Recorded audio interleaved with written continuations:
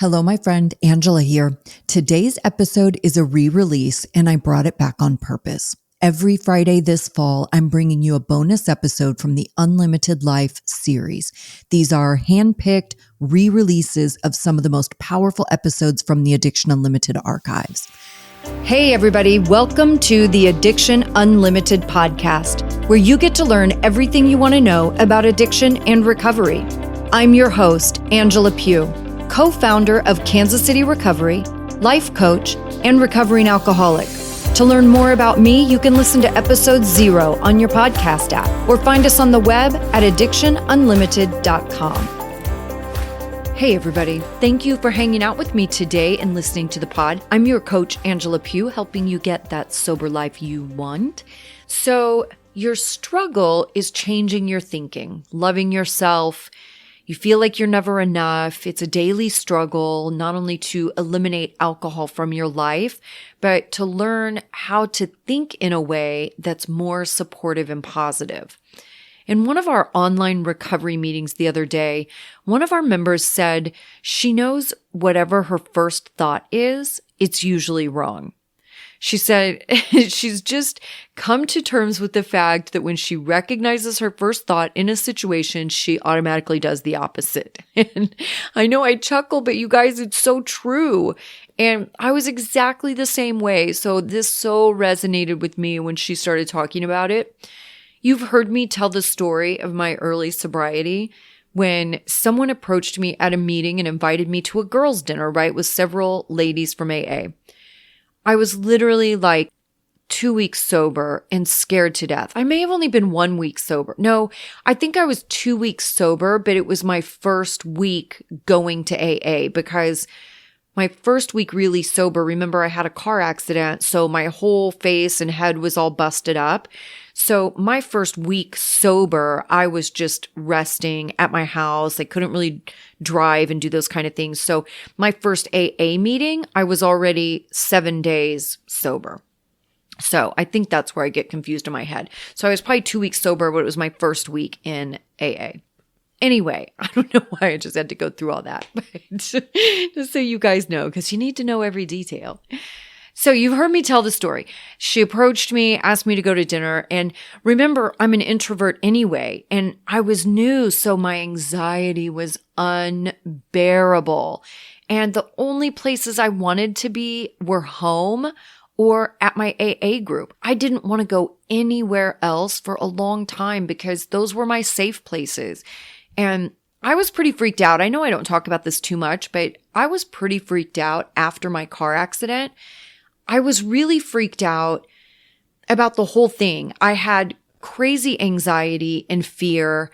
I had major fear about driving, and I was kind of a mess for a little while. I was just very, very uneasy and kind of scared of everything.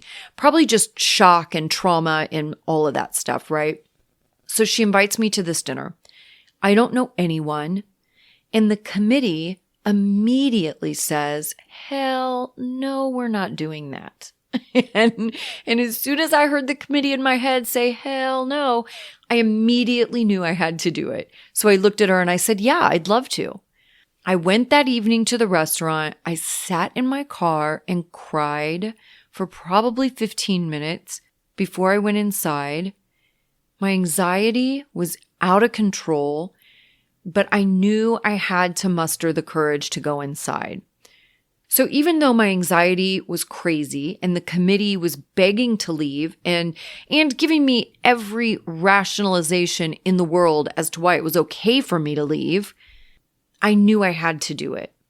And I did it. So why is it that our first response is usually wrong? Why is it that we want to numb and treat every discomfort from boredom to sadness with booze? And why doesn't it change when we stop drinking?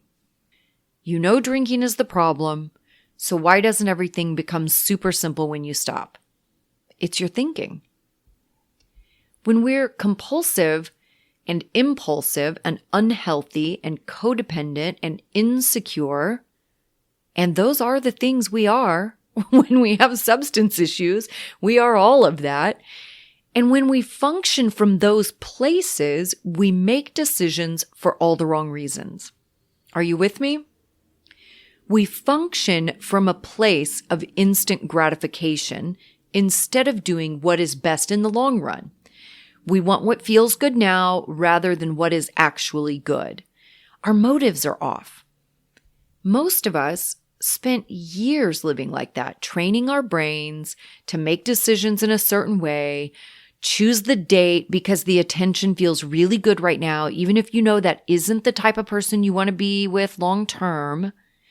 But the attention and companionship and lust all feel great in that moment, so we go for it. We're not capable of thinking about the long term. We act on that feeling in the moment, what feels good right now, instead of being a grown-up and thinking big picture. Here's a great example of that instant gratification thinking where I was just absolutely ridiculous, right? And I tell you this story so you can see how deep-seated this thought process is, right? It infiltrates every area. Okay, this was many years ago. I was probably in my first year of sobriety, maybe second. I was buying furniture for my bedroom, and I had found this incredible bed online that I really wanted. There was only one store in my city that sold that bed. So like a good alcoholic, I drop everything and I go directly to the store, determined to get my bed. When I got there, they informed me that yes, they do sell that bed, but they don't keep it in stock. It has to be ordered. It takes 6 to 8 weeks to come in. And I remember thinking, where the F is this damn bed coming from exactly? Like, what in God's name takes 6 to 8 weeks? You guys, I couldn't handle it. I said, F you, I can't wait that long, and I left. You know what I did? I went to another store, and I bought a bed that was not nearly as amazing as the one I wanted, just because they could deliver it immediately. I needed that instant gratification. And ladies, you will totally get this too. I can't tell you how many items of clothing I've purchased in my life that weren't even my size or a color that I didn't like or didn't fit exactly right. But I thought I can make it work just because I wanted that little high of instant gratification. Are you with me? It's so silly, you guys. We do this in so many ways, getting into relationships or getting married even when there are 1,000 red flags, because we want the instant gratification. We want to be in that feeling, in that moment, instead of thinking what's right for the big picture for the long term. Driving to an AA meeting and sitting in the parking lot, too afraid to go in, and you leave because the instant gratification of getting back to your comfort zone is all you want in that moment.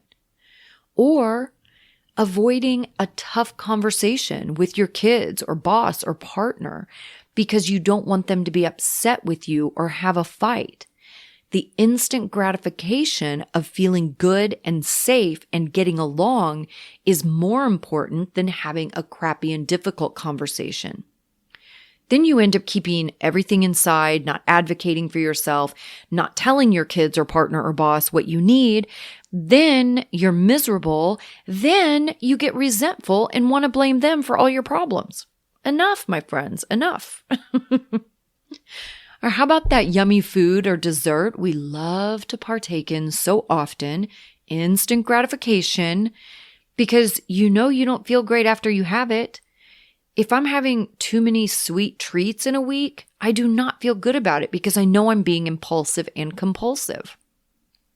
Not to mention the physical and emotional effects of those foods and choices too. Just like drinking, it's instant gratification. You get uncomfortable, you want the feelings to go away, you want the committee to shut the F up, and the drink is the fastest route to freedom. But only in that instant, definitely not in the long term, because you're going to wake up the next day feeling like a failure, hating yourself, wondering what the F is wrong with you, that you can't get control of this thing. In those moments of contemplating a drink, the decision really is about what kind of life you want for yourself. Do you want a life you love, being a person you're proud of? Or do you want a life you hate where you're berating yourself and cursing yourself all day, every day? And here we are back at micro decisions. You hear me say it on almost every episode. Your life, your reality is a collection of the little split-second tiny decisions you make 100 times a day. Be sad or take action to counteract the sadness. Sit in anxiety or look for relief. Feel overwhelmed or call someone and talk through it. Obsess over drinking or not drinking. Or go to a meeting and get love and support from like-minded people. Do things to grow your recovery or get complacent and watch it vanish. Each moment is a choice. And what you have to practice is not getting caught up in the instant gratification, because instant is almost never the best choice. Are you stuck in instant gratification? Are you ready to start taking better care of yourself and making more solid and stable choices? Fear plays a huge role in this too, and it's okay to have fear. What you want to practice is having fear and moving forward anyway. That's courage. We all have fear. There's nothing weird or unusual or uncommon about that. We all have fear. We all have anxiety, which is fear. It's when you get to a place that you can acknowledge the fear, accept the fear, let it be, and still move forward and do the next right thing for you in spite of the fear. Instant gratification is a trap because it keeps you in your comfort zone. And if you are anything like me, my comfort zone was drunk. It was drunk, crippled by fear. I was held hostage by instant gratification and lacking the ability to escape because drinking made me weak. I just didn't have the strength, the mental capacity to figure out how to get out of there. In my sobriety, on the other hand, I get to regain my mental clarity so I can see things in a new way, and I can begin to challenge myself to take actions that feel very scary, but know I can get through it and know that I will be okay. Man, addiction hates that, you guys. It hates when you believe in yourself and trust yourself because it knows it's losing control of you. It's losing power over you. I want you to start thinking about this as instant gratification. Your initial thoughts aren't usually wrong because something is wrong with you. They're usually wrong because we're used to making decisions based on the wrong reasons. You make your life choices based on comfort and instant gratification and fear. Well, that's a pretty shitty criteria, honestly. I mean, you're probably not going to get far with that. One of the ways I started making this shift is thinking about everything in delayed gratification. The greatest feelings in life come with delayed gratification. Think about it. The things you most appreciate are probably the things you had to work hard for, plan for, study for. You had to be committed and dedicated. Or that big purchase like your house or dream car or a handbag. Maybe you really had to work hard and follow a budget and save money to afford what you wanted. But you did it and it felt amazing. That's delayed gratification. Start thinking about this in every area of your life. When your drunk friends invite you to do something and you know you will be uncomfortable and it will trigger all kinds of feelings and it will put you in a position to drink, say no. Instant gratification makes you want to say yes because you want to be with your friends. You want to feel included and cared about. You want to do something exciting and not be bored. But you know better. You know, big picture, that's not the best choice for you. So go for the delayed gratification, the feeling that will come the next morning when you wake up and feel good, not hungover, and you're proud of yourself for taking initiative, for making a healthy choice and protecting yourself. That's self-love. You guys ask me a lot about how to learn to love yourselves more, and this is one of those ways. Building self-esteem and learning to care for yourself means you do the things that are right for you. Not what feels good in the moment, but what is best for you as a human. That means sometimes I stay home and give myself a facial and binge watch Tiger King instead of meeting my friends or scheduling client calls or working on my website. I love doing all those things. And when my battery is dying, I have to recharge, and that is my responsibility. When you catch yourself being impatient or snippy, it's usually because you aren't getting what you want. It's not going fast enough. It's not coming when you want it to. You have to wait and you don't like to. People won't do what you want them to or act the way you want them to or say the things you want them to. At the core of all of this is instant gratification and selfishness and control, of course. I want what I want when I want it. Practice being okay with things just as they are. Practice acceptance that things aren't going your way and they aren't supposed to. It's not the world's responsibility to make sure you get what you want exactly the way you want it. It's your responsibility to do that. And getting what you want for the long term, the big picture, means making healthy and stable choices in your life each day. Don't get caught up in instant gratification. Don't spend your money on the new jeans, then be panicked and pissed off when you don't have money for your phone bill. When you really want the new jeans, think it through. Think about the consequences of that decision a week or 2 weeks down the road. Think about how badly you'll feel when you're in a panic about the phone bill and having to run around like a crazy person trying to come up with $100 and possibly having to borrow money from someone. All of a sudden then, those new jeans, you get a little resentment for them because you're mad at them, because you're mad at yourself because you spent the money the wrong way. Been there, done that. And that definitely doesn't feel good. Or go on one of the consignment sites, Poshmark or something, and get the jeans anyway for a much smaller price. If you want to live a drama-free life, then you have to make drama-free choices. I pay my bills on time now because I don't want to be in a panic and feel all that angst and shame of being late because I blew my money like an irresponsible kid. Because that's what I used to do over and over and over. I would absolutely buy a handbag instead of paying the cable bill because I knew I could work an extra shift and make that money back and pay the cable bill late. Of course, I didn't have healthy self-esteem behaving like that. I was just jumping around my life from one instant gratification to the next. I wasn't making smart choices for myself or thinking things through. I was chasing the high. Whether it was a handbag, a guy, a trip, a new car, a drink, it was all moment to moment with no plan. When I got the ability to slow down a bit and start to see how being that impulsive was not serving me, that's when I got to start making better choices.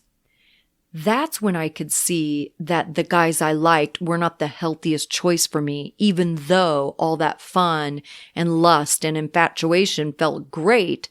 I always ended up sad because I didn't intentionally choose people that were a good fit for me. I chose people based on how good it felt in the moment. Then I could see that when I was so impatient and didn't have the ability to wait for the furniture I really wanted, I ended up with furniture I didn't love and I felt disappointed.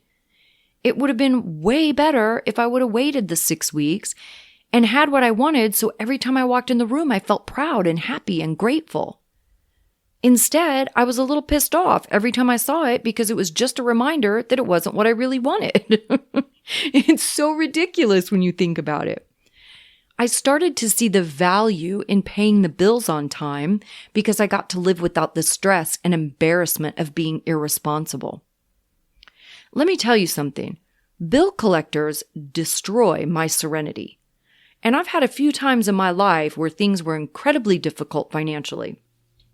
It's certainly the story of every entrepreneur for sure. When you take big risks and take big action, it doesn't always go well. It is certainly, even if it does go well, it doesn't go well quickly usually. Just because you start a business doesn't mean the money is rolling in every day. That's far from the truth. And I've had some hard lessons in the last few years. I've started 2 companies by myself, and there have been times that between the IRS and credit card debt, I felt like I just wanted to crawl under my bed and never come out. But what I know is crawling under the bed or avoiding the calls gives me a reprieve in that moment, but it doesn't make me feel good about myself. What allows me to feel good about myself is when I step up and handle my business, when I show myself that I believe in myself to do what I need to do to be well. And when all of that was going on, I had to really push myself to do things that were uncomfortable. I had to have the courage to call the IRS even when I felt humiliated by how far behind I was. I felt like a failure. I felt weak. I felt ashamed. And I had to push myself through that and tell myself over and over again how important it is to face the consequences of my actions. I am my responsibility. My consequences are my responsibility. Then I had to make some hard decisions, and I had to get committed to my goal on a whole new level. I had to make the decision to get my shit together, to handle my business and be 100% dedicated to it. And that's what I did. You guys have heard me talk about this before. When I lost a business many years ago, I cut my lifestyle down to nothing. Bare minimum cell phone, tiny ugly apartment, working 6 and 7 days a week. I didn't so much as buy a coffee for over a year. That's what it looks like to be committed to something. That's what it looks like to chase delayed gratification with huge, lifelong rewards rather than get caught up in instant gratification, creating more shitty consequences for myself. Does this all make sense? Instant gratification can be avoidance. Avoid the elephant in the room. Don't face it. Don't talk about it because it doesn't feel good, but it creates consequences instead of rewards. And you know what addiction loves? It loves it when you feel shitty because you made some crappy decisions and created some consequences for yourself. It loves it when you feel bad like that because when you feel bad, it knows it can prey on you. Feeling bad and embarrassed and ashamed make you vulnerable. And alcohol needs you to be vulnerable so it can lure you back in. Here's what I want you to do today. Think about 1 or 2 ways you fall into the instant gratification trap over and over again. Maybe it's with dating. Maybe it's with money. Maybe it's with shopping. Maybe it's being fearful and staying in your unhealthy little comfort zone. Identify a couple of specific situations you can be in that are instant gratification. Then think about what action you can take to do that differently.